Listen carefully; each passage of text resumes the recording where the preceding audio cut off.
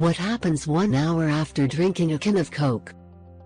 Something that I noticed when working as a pharmacist was why people would still gain weight even though they were following a strict low-fat diet recommended to them by their doctor.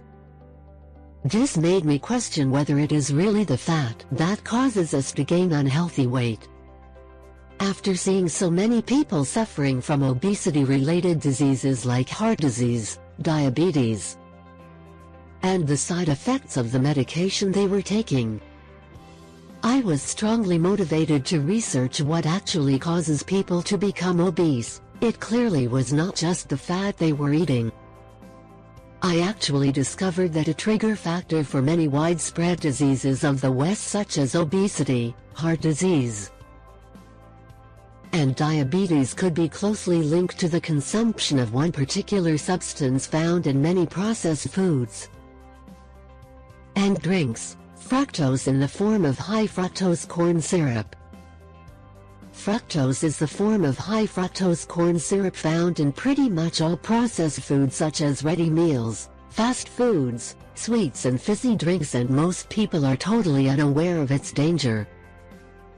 It is also often found in low-fat supposedly healthy alternatives and even many popular weight loss products, because food with the fat taken out simply tastes horrible. High fructose corn syrup in combination with many other additives are usually added to enhance the flavor. Glucose is the type of sugar our body loves. It gets metabolized by every cell in our body and is very easy to burn with very few toxic byproducts. It also tells the brain to stop eating when you are full. Fructose, on the other hand, is another type of sugar and is found in sucrose, which breaks down to glucose and fructose.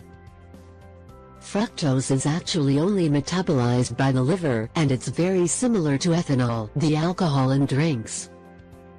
When you consume it, it's actually like ethanol but without the high. It confuses the liver and ends up making lots of bad fats in the process. It also doesn't signal your brain that you are full. This is why people can drink massive cups of fizzy drinks which are high in fructose and still eat huge meals containing refined foods that are also full of fructose. Many fruits also contain fructose, but nature has provided the antidote, as these fruits are also packed with fiber, which prevents your body from absorbing too much of it.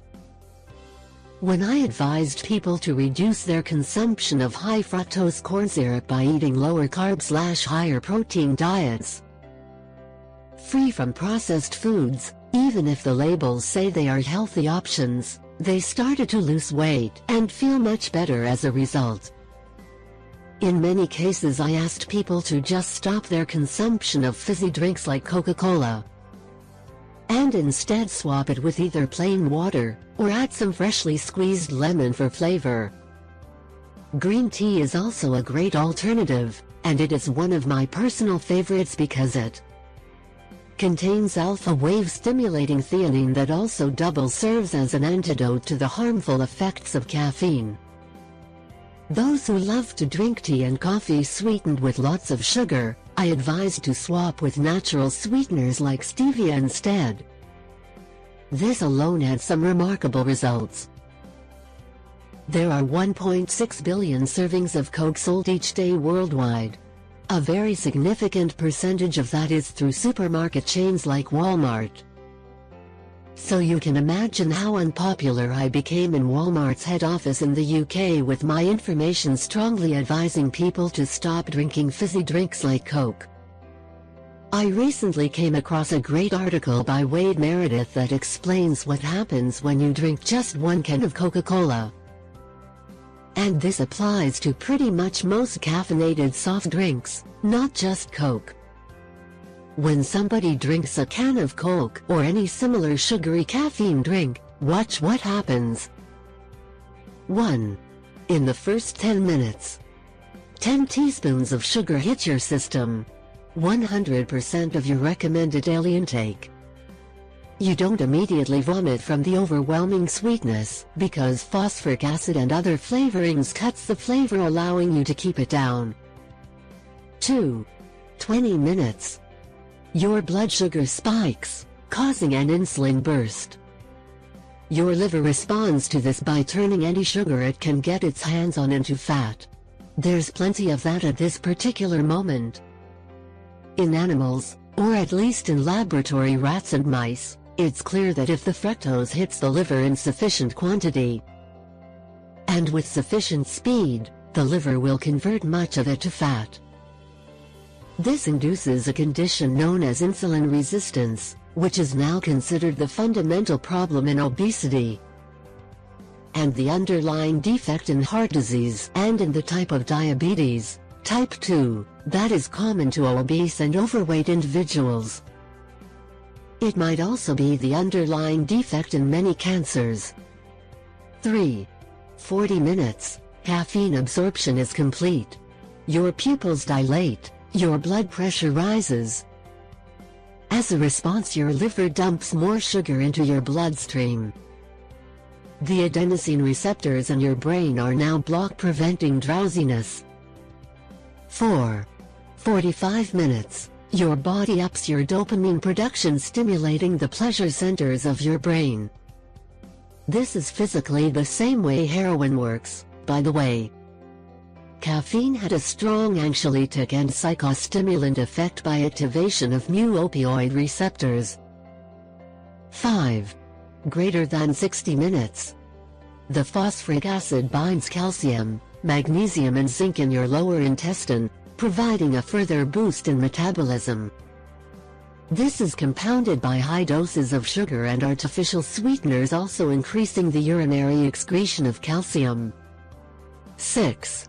Greater than 60 minutes. The caffeine's diuretic properties come into play. It makes you have to pee. It is now assured that you'll evacuate the bonded calcium, magnesium, and zinc that was headed to your bones, as well as sodium, electrolyte and water. Total urine output of water, calcium, magnesium, sodium, chloride, potassium, and creatinine increased in the 2 hours following caffeine ingestion when compared to the control beverage. 7. Greater than 60 minutes. As the rave inside of you dies down, you'll start to have a sugar crash. You may become irritable and/or sluggish. You've also now, literally, pissed away all the water that was in the Coke. But not before infusing it with valuable nutrients your body could have used for things like even having the ability to hydrate your system or build strong bones and teeth. Dehydration symptoms. Coke is not just high in high fructose corn syrup, but it is also packed with refined salts and caffeine. Regular consumption of these ingredients in the high quantities you find in Coke and other processed foods and drinks can lead to higher blood pressure, heart disease, diabetes and obesity. A study by Harvard University showed that drinking just 1 can of sugary fizzy drink a day raises the risk of heart disease by 20%.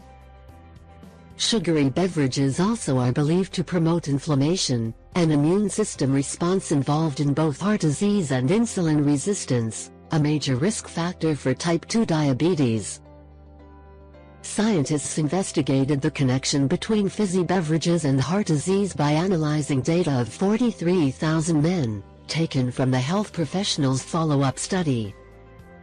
However, a small amount now and then won't do any major harm. The key is moderation.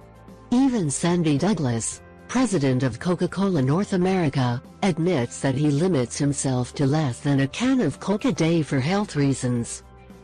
We should all know by now the health risks associated with soda due to its highly acid-forming recipe of sugar, carbonated water and additives like salt and phosphorus.